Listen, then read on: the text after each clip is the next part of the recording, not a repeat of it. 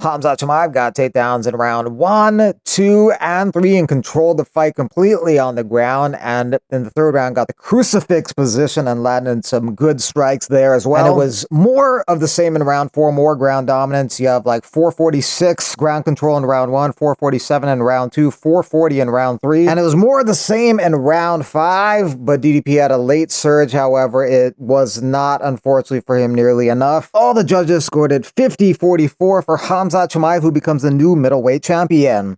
Aaron Pico came out very aggressive against Lerone Murphy and had some success early in the fight, but that aggression ended up causing him to fall into a trap of getting hit by a spinning back elbow by Lerone Murphy, which knocked out Aaron Pico. A brutal knockout, and Lerone Murphy spoils the debut of Aaron Pico and gets a very important finish that he needed to get, a title shot possibility. Spinning a back elbow knockout is crazy considering how the fight before that ended. Carlos Prates was winning the striking against Jeff Neal in the first round. At the very last second, right at the buzzer, he knocked him out with a tremendous spinning back elbow. Incredible knockout, showing he has incredible creativity in his arsenal with knockouts. Now he improves his UFC record to 5-1, all 5 are KOs in the first or second round. He rebounds very greatly after his loss to Ian Gary earlier this year, and he will move up one spot to number 11 in the rankings on Tuesday. Michael Venom Page won the first round against Jared Cannonier, and he also took the second round. In the third round, however, the fight hit the ground, and Cannonier took that. However, Michael Venom Page wins a decision 29-28 on all the scorecards. Now he's 2-0 in the middleweight division. He'll be in the top 10 on Tuesday, but he wants to continue his journey at 170, but he will take any interesting fights he can at 185. Kai Asakura took the first round against Tim Elliott, but Tim Elliott in round 2, he came back as an underdog. He got the fight to the ground, and he actually got the guillotine submission victory in round 2. Asakura went from getting a title shot against Pantoja, losing that fight, and now he has lost to Tim Elliott, 0-2 in the UFC. Susurkaev was a colossal favorite over Eric Nolan, but Nolan almost knocked him out at the end of round 1, but Susurkaev came back in round 2 and got the submission victory with 2 minutes left in round 2, and he remains undefeated. Got his UFC contract on Tuesday, got his first UFC win on Saturday. 2 wins in 4 days. Mihail Olasejic was stuffing all of Gerald Meerschaert's takedowns. They were very obvious and predictable to him, so he stuffed them all, and he was landing some big shots on Meerschaert, and then he was able to stop him with just under 2 minutes left in the first round. Another first-round stoppage for Mihail Olasejic. When he wins, it's usually by KO, and it's usually in the first round. Side note, Mihail Olasejic's brother will be competing on Dana White's Contender Series next month. Godinez wins the unanimous decision over Jessica Andrade. She did enough in round 1 and 2 to take those rounds. She lost the third round, but wins 29-28. Alexander Hernandez stops Chase Hooper at the end of the first round. Credit to Hernandez. He fought well and capped it off with the finish in the first round. Hooper has been on a nice little streak, but Hernandez fought well and got the finish.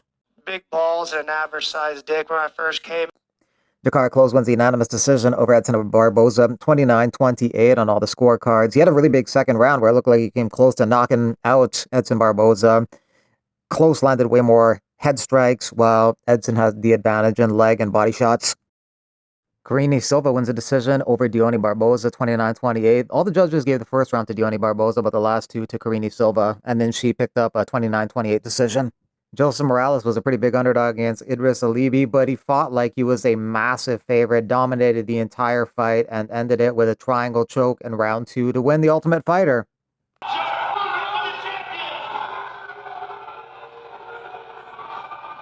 What is kayo?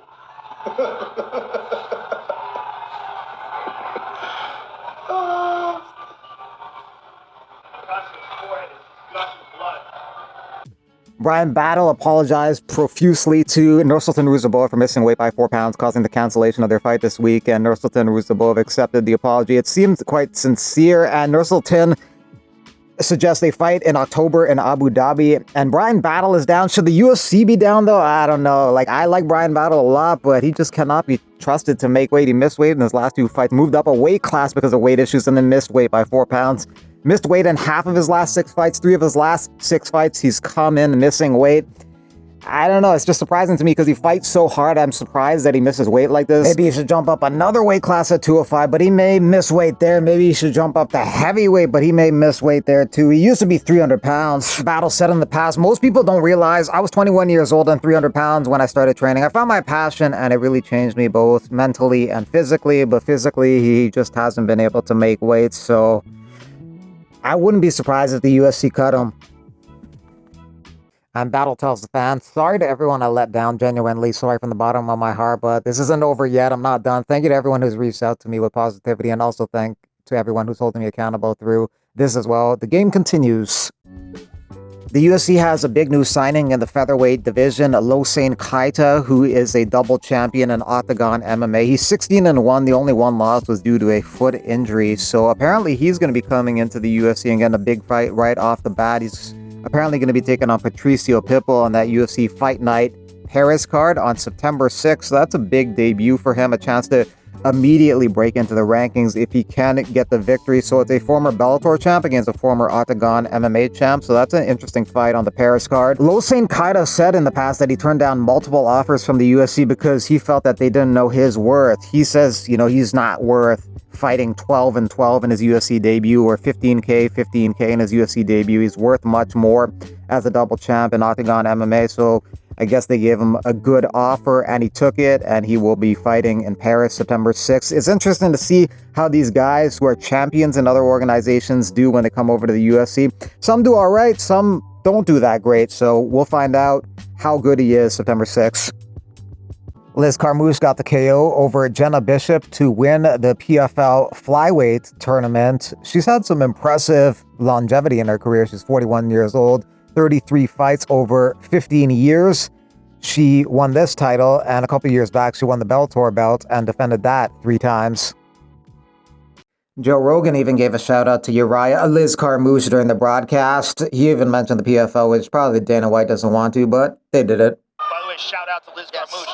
First woman to ever enter the UFC Octagon, and at 41, won the PFL tournament. Come on. Yes, sir. By KO. Yeah, that's awesome. Back in an octagon. Yeah, shout out to Liz. It's a pretty good card for the PFL Champions Series in Dubai. Friday, October 3rd at the Coca-Cola Arena in Dubai. Main event is Usman Nurmagomedov versus Paul Hughes for the lightweight title. A rematch. Light heavyweight fight is for the title also, and it is also a rematch in the co-main event. Corey Anderson versus Davleton Yagshi-Muradov. Archie Colgan versus J.J. Wilson, Lewis McGrillen versus Kyle Loughran, former UFC fighter Kyle Loughran, and Magomedov versus Sergio Pettis. And also on this card is Artem versus Zubaira Tukhugov. That's apparently going to be on the prelims.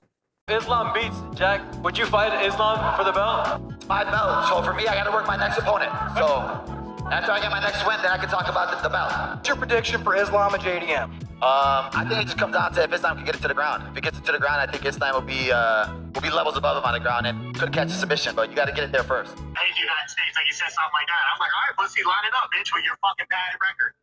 Yeah. You're fucking 20-3 or 21-3 against who, bitch? You almost gassed out trying to finish Loader. Don't talk all that shit. You ain't even fought nobody. Hey, Joy boy, relax. Take your medicine.